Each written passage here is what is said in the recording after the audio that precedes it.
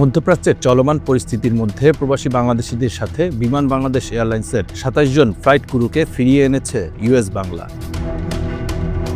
বিমানের ফ্লাইট ক্রুরা ২৮ ফেব্রুয়ারি যুদ্ধাবস্থা শুরু থেকে গত ৫ দিন সংযুক্ত আরব আমিরাতে আটকে ছিল। ফ্লাইট ক্রুরা একটি অনিশ্চিত পরিস্থিতির মধ্যে দিন কাটাচ্ছিল। সেই অনিশ্চিত পরিস্থিতি থেকে দেশের মাটিতে ফিরিয়ে এনেছে ইউএস বাংলা।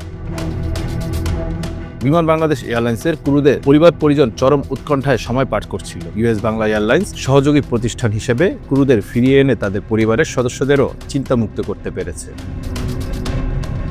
বিভিন্ন দেশে আটকে পড়া বাংলাদেশিদের ফিরিয়ে আনার জন্য ২টি বিশেষ ফ্লাইট পরিচালনা করছে ইউএস বাংলা।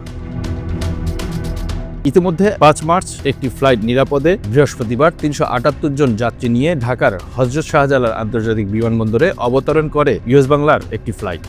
আমরা আসলে দুবাই এয়ারপোর্ট অথরিটির সাথে যোগাযোগ করে আমাদের একটা স্পেশাল ফ্লাইটের আসলে পারমিশন চেয়েছিলাম। সেই আমাদের দাবির এবং আমাদের অনুরোধের পরিপ্রেক্ষিতে দুবাই এয়ারপোর্ট অথরিটি আমাদেরকে 2টো ফ্লাইটের অনুমতি দিয়েছে, যেটা গতকালকে আমরা একটা ফ্লাইট করেছি এবং আজকে ঢাকা থেকে একটা দুবাই একটা ফ্লাইট যাবে। আমাদের আজকে যে ফ্লাইটটা দুবাই থেকে ব্যাক করেছে সকালে, সেটা 7:15 হযরত শাহজালাল আন্তর্জাতিক বিমানবন্দরে এসে পৌঁছেছে এবং সেখানে 378 জন যাত্রী ছিল। অপর ফ্লাইটটি পরিকল্পনা অনুযায়ী আগামীকাল 6 মার্চ সকালে ঢাকায় অবতরণ করবে। বিশেষ ফ্লাইটগুলো 436 আসনের এয়ারবাস A330-300 এয়ারক্রাফট দিয়ে পরিচালিত হচ্ছে। আজকে যে ফ্লাইটটা ব্যাক করবে সেই ফ্লাইটও অলমোস্ট আমি যে 400 প্যাসেঞ্জার আসার একটা সম্ভাবনা আছে। কালকে সকালে 7:20 আসলে ঢাকা অবতরণ করবে। Bangla affairs news desk.